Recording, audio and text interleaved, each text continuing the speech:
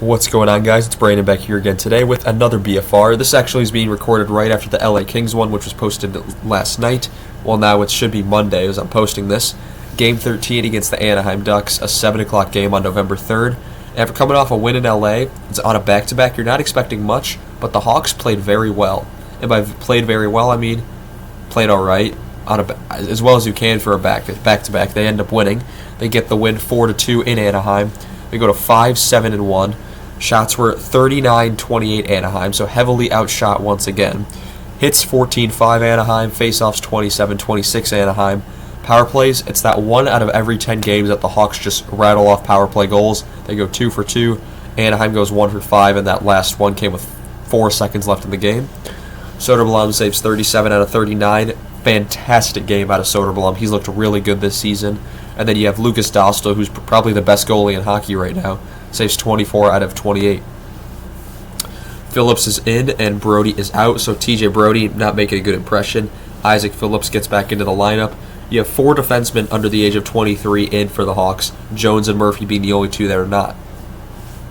If you didn't watch the last BFR against the LA Kings, I am currently, this is not 100%. You can tell by my voice if I end up coughing a little bit, my apologies.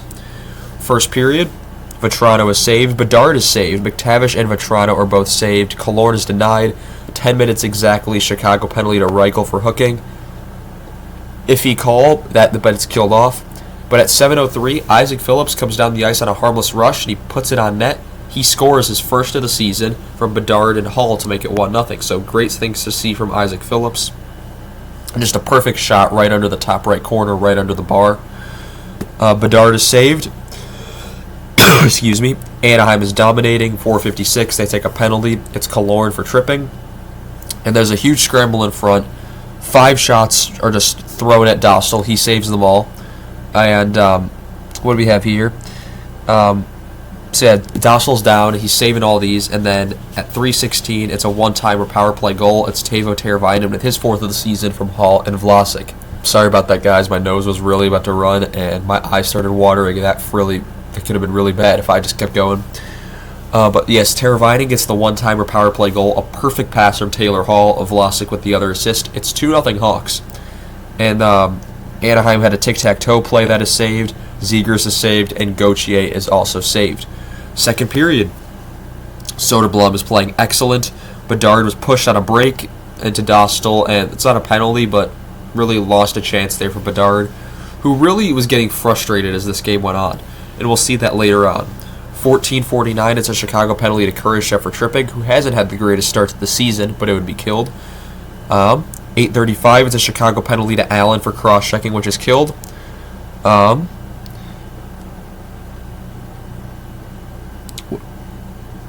a close call and a scramble, and then Donato is saved, and he goes flying into the net as well.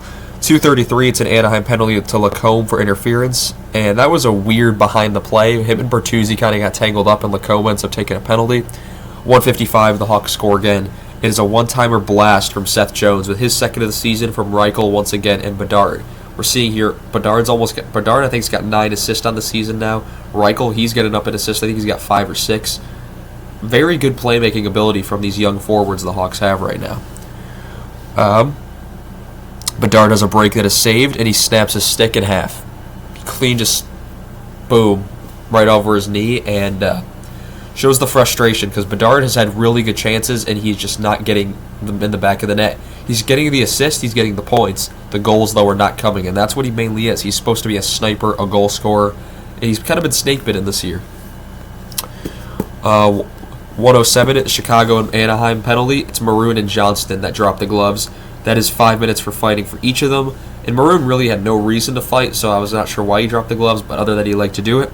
And then Craig Smith, behind the play, is arguing with an official about a hit Johnston laid on Maroon. And he ends up getting a 10-minute misconduct for it. And he was sitting on the bench, so no one knew what was going on. Poor communication, I guess. The announcers had no clue what was going on. In the end, he gets a 10-minute misconduct. He ends up in the box for the 3rd period for the first 9 minutes or so. That was just really weird. 3rd period, 14:40, Chicago penalty to Allen for holding, which is killed. Anaheim was looking for the tie. Crowd starts to boo after that penalty is killed off, and It's turning ugly in Anaheim. 9:44. It's at Anaheim. What does that say? It's an Anaheim trickle in. It's a one-timer for Brock McGinn that just trickles through Soderblom. He thinks he has it, and then he kind of gets run over. Second of the season from Johnston to make it 3-1 as we now have a game. Bertuzzi was just wide.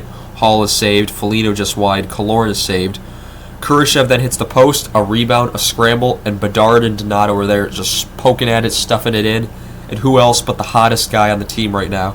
2:17, it's a stuff-in from Ryan Donato. His 7th of the season from Bedard and Kurashev to make it 4-1. Almost said 2-1. 4-1. And the Hawks basically just have to play in cruise control the rest of this game. 1:32, Chicago takes a penalty. It's Hall for hooking. And at 4 seconds, Anaheim scores a power play goal. It's a rebound from Mason McTavish, who kind of bats it out of the air. First of the season from Troy Terry and Ryan Strome. The Ducks also pulled Dostal during that power play. They also took a timeout. But that would conclude the game. Hawks end up getting one out of Anaheim, and they win 3 out of 4 on the road trip. The only one they lost was San Jose. Interesting. Next game will be a nationally televised game against Detroit. They'll be back at the United Center here at home, and it'll be on TNT. I'm going to go to bed now so I can feel better. Medicine's kicking in. I'm getting tired, and hopefully I feel better because this is just not feeling really good right now. Before I start crying on camera because I'm tearing up, I want to thank you all so much for watching this video, and I shall see you all in the next one. Have a good one.